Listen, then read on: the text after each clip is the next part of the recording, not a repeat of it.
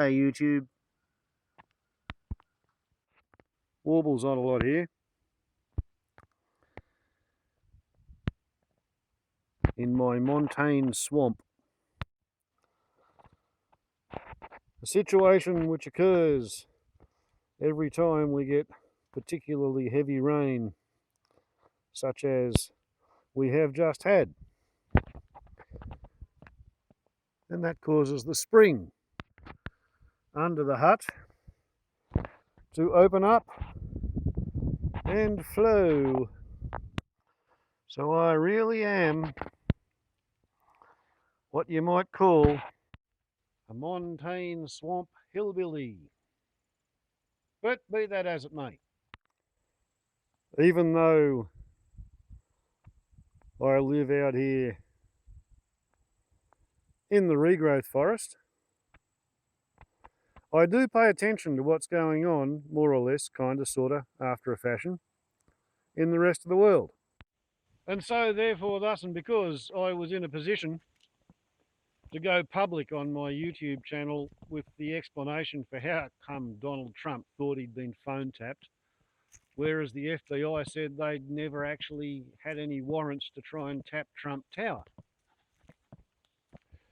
And all through the period from the election to the inauguration to today, Donald Trump's been fighting against the perception that the Russians had a vested interest in helping him to win, and that the Russians assisted him by passing material to WikiLeaks so that WikiLeaks could make it public so that Hillary Clinton could look bad.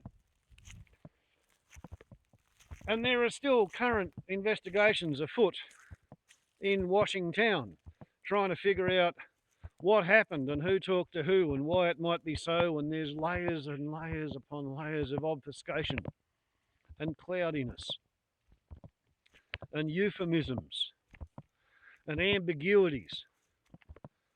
But anyway, here I am up on the Endangered Species Sanctuary and reading New Scientist, the most current one that I've got. There's a few little clues in there as to what might be going on and why it may be that Comrade Colonel Prissydunce, Prime Minister Prissydunce again, Vladimir Vladimirovich Putin would consider it in Russia's interest to have a fairly obviously ignorant, arrogant, hubristic buffoon like Donald Trump, aka Tronald Dump, sitting in the Oval Office in command of American policy. So let's, without further ado, adjourn. Just have a bit of a look at what the New Scientist magazine has to say about it, because I reckon it's fascinating. We will check out 3 articles, 2 very short, less than a minute each, 1 a bit longer. Look at that, wet footsie marks. Look at that, 2 empties. Behold. Label out. Yes, viewers, this is a malt liquor video. See, carbon dioxide, which is pertinent to the story. Trust me, little bowerbird.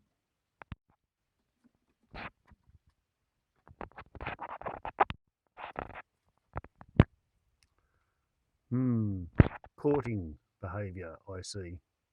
Okay, so where was I? A malt liquor video on the Endangered Species Sanctuary concerning New Scientist, 25 March 2017, page 6, Climate Science Savaged. President Trump's proposed budget is under fire for big cuts to US science while diverting billions of dollars to defence and the Mexico border wall. The deepest cuts are aimed at the Environmental Protection Agency, which would lose nearly a third of its funding.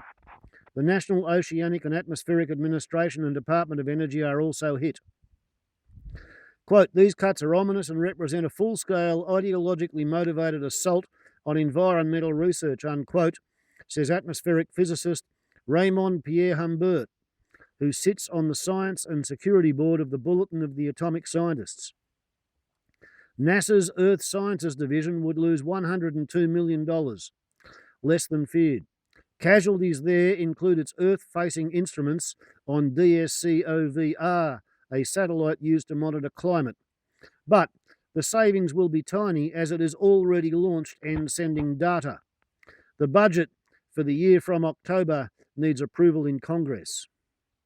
No research, no data, no problem. So forget the fact they've got a satellite already up there collecting data and sending it. They're going to defund the job of the person on the ground who collects the data to make global warming go away. Oh, page 7. Wild weather. The hottest year ever recorded. Unusually warm ocean temperatures. Record sea ice. Lows in the Arctic and Antarctic. Droughts and ever-rising carbon dioxide levels. The World Meteorological Organization's statement on the global climate in 2016 paints an alarming picture. The planet continues to warm rapidly by around 0.1 to 0.2 degrees Celsius per decade. Last year saw yet another record. The average global surface temperature was 1.1 degrees Celsius above pre-industrial levels, slightly above the previous record set in 2015. 2 years in a row, world's hottest year ever. The extreme weather has continued into 2017 with periods of unusual heat in the Arctic and in Australia. Quote, human-driven climate change is now an empirically verifiable fact, unquote, says Phil Williamson at the University of East Anglia, UK. Quote, those who dispute that link are not skeptics, but deniers. I'll briefly note that on page 12, in the Maldives, they're attempting to build up their islands in defence against sea level rise. Rather like the Chinese are with the Spratly Islands in the South China Sea. And then, page 24. Putin's real prize.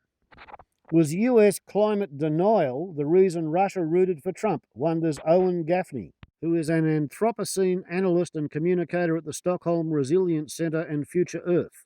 Whatever the fuck that means. Do you have any ideas? Scott Pruitt, US Environmental Protection Agency chief, made headlines for his recent denial that anthropogenic carbon dioxide is the primary control knob for Earth's climate. Of course, the truth is that growth in CO2 emissions is the main contributor to the climate change we see. Without emissions abatement, it seems inevitable that pumping greenhouse gases into the atmosphere will be catastrophic for most, if not all, nations. The question is when this catastrophe will hit, and the biggest uncertainty is whether politicians take action to reshape the economic playing field to tackle climate change. Pruitt's appointment, part of a grander, darker geopolitical strategy, makes that reshaping less likely. This is not about the science. It is not about economic priority setting nor conflicting values. It is not about a desire for a small government, the primacy of individual freedom, or myopic belief in capitalism. The only fact that matters is that solving the climate issue means killing the fossil fuel industry. Arguably the most influential on the planet. Dealing with climate change means summoning the economic, quote, gales of creative destruction, unquote, which economist Joseph Schumpeter's phrase for how innovation kills and replaces old industries to drive economic growth. The first gales are here. Zero carbon technology is now cheaper and easier to install. Renewables promise individual freedom through energy self-sufficiency. The world economy is at a crucial inflection point. The US is well placed to ride the storm and capitalise on the next economic revolution. But vested interests dominate the landscape, and US policy could delay the revolution. In contrast, there are no Russian gales of change, no Russian gales of creative destruction. Russia's economy is a basket case. Apart from oil and gas, it produces little that anybody wants to buy. A clean energy revolution is likely to put its economy into a death spiral.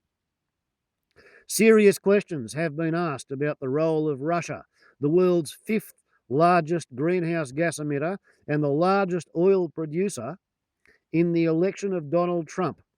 Perhaps it's time to expend more effort asking why it wanted him in power.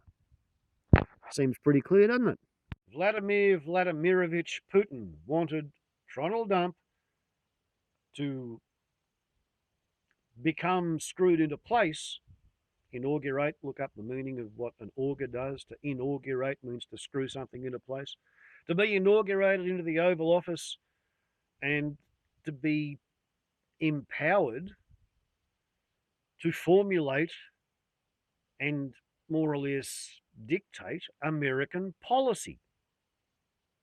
Since Donald Trump has come to power, he's defunded the EPA.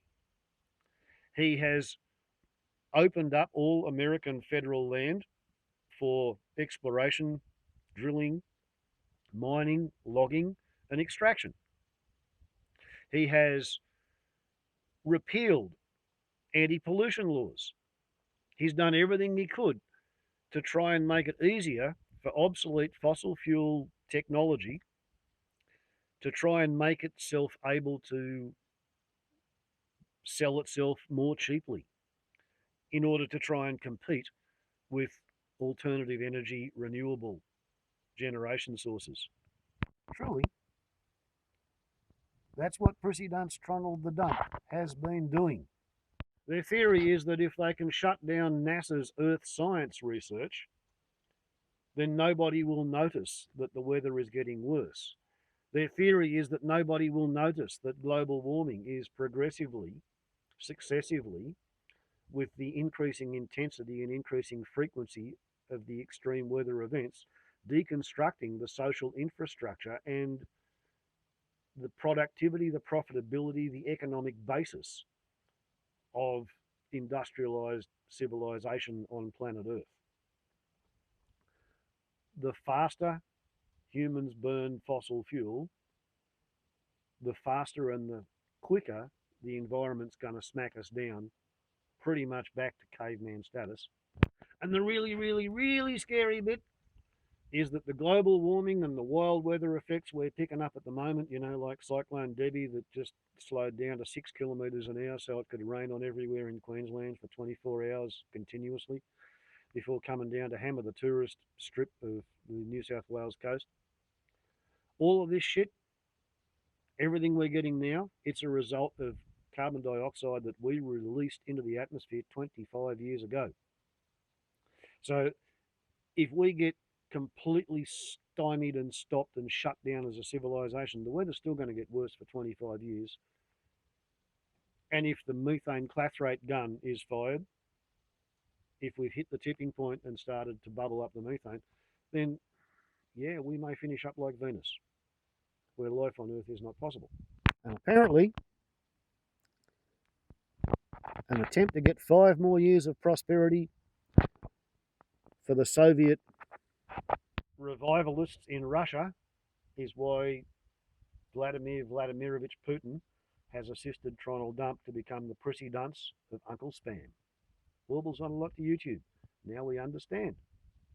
Let's sit back and wait and watch and see how bad it gets.